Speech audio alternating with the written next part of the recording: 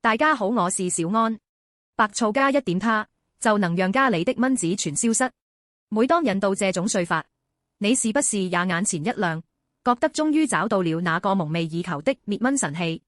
這聽起來確實像是個神奇的滅蚊大招，仿佛只要鹼蟾調配一下，就能讓那些惱人的嗡嗡聲徹底銷聲匿跡，傳你一個清靜無擾的安睡之夜。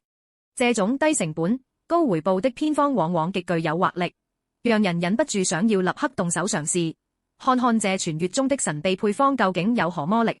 準備一個廢棄的小碗或煎盤，倒入的涼清水作為基底，接着依次加入一隻白糖、一隻白醋以及幾片拍碎的大蒜，最後滴入3滴洗潔精，用筷子充分攪拌，直至白糖完全溶解，使所有成分完美融合。製作完成後，將這個特製陷阱精準放置在房間的暗暗角落、床底縫隙或窗台邊等蚊子喜歡藏匿或頻繁出沒的必經之路。需要特別注意的是，由於大蒜的辛辣氣味和白醋的酸味揮發性較強，隨着時間推移氣味會逐漸變淡，加上水面容易吸附空氣中的灰塵，建議每隔2至3天就倒掉舊液，更換一次新鮮配製的溶液，這樣才能始終保持最強的誘捕效力。白糖與白醋氣味有膩，白糖的甜味和白醋發酵的酸味混合後，會散發出一種類似成熟果實或有機物腐敗的氣息。這種複合氣味對蚊子有着極強的吸引力，能將暗處的蚊子精準地引誘過來。大蒜強力助攻，大蒜含有豐富的大蒜素，散發着濃烈的辛辣刺激性氣味。它不僅能進一步增強混合液的誘惑力，旋能在局部空間內形成一道天然的誘蚊屏障，讓靠近的蚊子感到不適。洗潔精致命陷阱，這是整個配方的核心殺招。洗潔精徹底破壞了水的表面張力。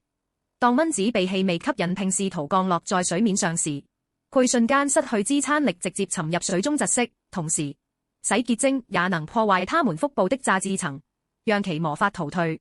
如何真正有效地減少家中蚊子？想要達到接近蚊子全消失的效果，單靠幾個小妙招是不夠的，全是需要採取更科學、綜合的手段。其中，物理防蚊是最安全、最直接阻斷蚊子進入的方法，也是整個防護體系中最有效的一環。首先要築牢門窗的第一道防線，建議定期檢查並修補家裡的紗窗和紗門，確保沒有破洞或縫隙，避免吸蚊蟲、鑽空子的機會。在算購時，盡量選擇網眼邊長少於等於 1.2 毫米的致密紗網，這樣才能有效阻擋伊蚊等傳播疾病的蚊種進入室內。同時，進出家門時要快開快關，不要長時間敞開大門，不給蚊蟲趁虛而入的機會。其次，睡眠時使用蚊帳是守護夜間安寧的隱形盾牌，尤其適合嬰幼兒、老人以及呼吸道敏感人群。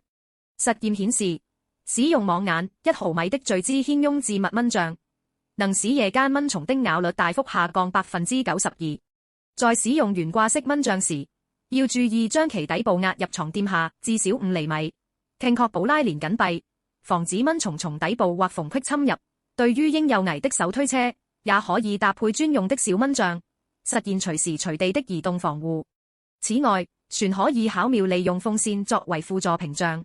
由於蚊子飛行能力較弱，在臥室放置一台電風扇，讓風速超過 1.6 公里斜線小時，不僅能帶嚟清涼感，其產生的氣流旋能有效擾亂蚊子的飛行軌跡，並干擾它們尋找獵物的信號，從而大幅降低被叮咬的風險。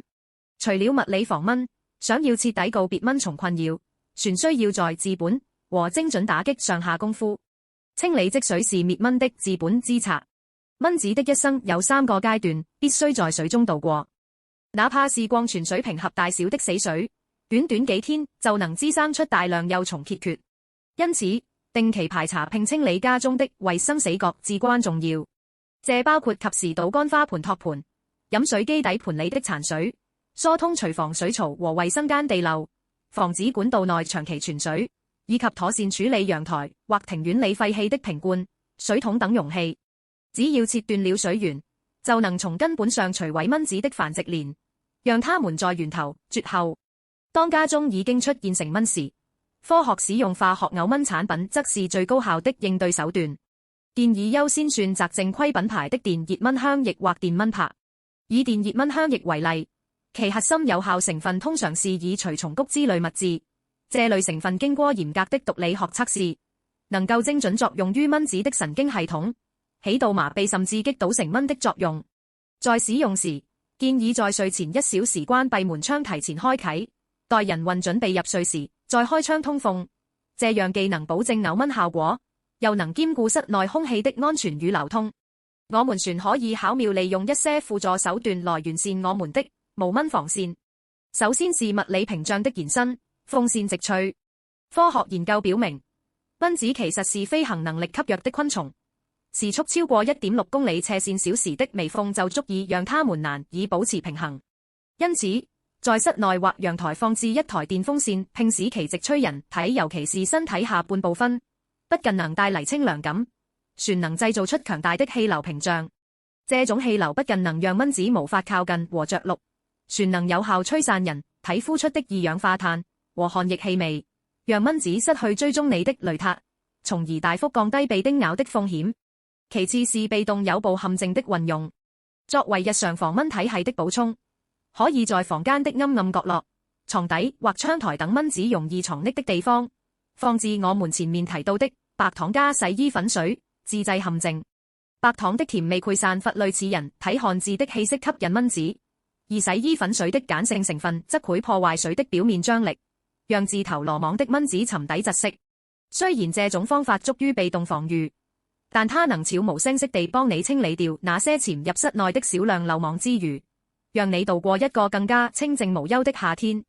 在室內或陽台種植一些自帶天然咬蚊香氣的植物，不僅能淨化空氣、美化環境，船能作為物理防蚊和化學咬蚊之外的絕佳輔助手段。以下為你推薦幾種常見且有效的咬蚊植物。1. 咬蚊草香葉天竺葵，這可以說是市面上最知名的咬蚊植物之一。它的葉片中含有豐富的香茅醛等揮發性物質，能散發出類似檸檬的清香。這種氣味對人類來越提神醒腦，但對蚊子卻有強烈的干擾作用，能讓它們避而遠之。它的應性強，非常適合放在窗台或陽台。2. 薄荷，薄荷不僅是我們常用的調味香草，也是天然的咬蟲小能手。它含有的薄荷酮、薄荷醇等成分散發出的清涼氣味，會讓蚊蟲感到吸到不雜。夏天在家裡種一盆薄荷，既能用來泡茶解暑，又能起到一定的咬蚊效果。不過需要注意，薄荷生長迅速，建議盆栽以免它在院子裡泛濫。3. 羅勒九層塔，羅勒是西餐中常見的香料，但它的強烈氣味同樣令蚊子討厭。研究表明，羅勒散發的揮發性化合物對多種蚊子都有很好的排斥作用。將它種在廚房窗台或餐廳附近，既能隨時採摘做菜，又能守護餐桌不被蚊蟲侵擾。4. 薰衣草，薰衣草優雅的紫色花朵和舒緩的香氣深受人們喜愛，但對蚊子來說卻是生化武器。它不僅成株具有咬蚊效果，其精油成分更是許多高端天然咬蚊產品的核心原料。將薰衣草盆栽放在臥室，其淡淡的香味旋能幫助放鬆神經，促進睡眠。5. 迷迭香，這種帶有濃郁松木香氣的植物含有桉樹腦等有效咬蚊成分，除了咬趕蚊蟲，它旋能在一定程度上防止其他害蟲如蚜蟲侵害家裡的其他植物。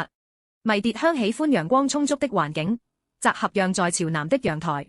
6. 麥壽菊，如果你家有院子或寬敞的露台，麥壽菊是極佳的選擇。它含有一種叫除蟲菊酯的天然殺蟲成分，不僅能咬趕蚊子，對蒼蠅、蚜蟲等多種害蟲都有威懾力。將其種在門窗附近，相當於給家裡裝了一道天然的防蟲屏障。植物的咬蚊效果主要集中在其自身周圍，足於被動防禦。為了讓它們發揮最大效用，建議你星號經常觸碰，微風吹過或人為輕輕撥動葉片時，能幫助植物更好地釋放揮發性咬蚊物質。星號合理擺放，盡量將它們集中放置在紗窗邊、門口、陽台等蚊蟲容易入侵的通道處。星號綜合防治，植物咬蚊只能作為錦上添花的輔助手段，依然需要配合清理積水、使用蚊帳等方法，才能打造一個真正無蚊的書的空間。好了，今天的防蚊小妙招就分享到這裏啦。希望這些實用的方法能幫大家輕鬆應對蚊蟲困擾，過一個清靜無擾的夏天。感謝大家的陪伴與支持。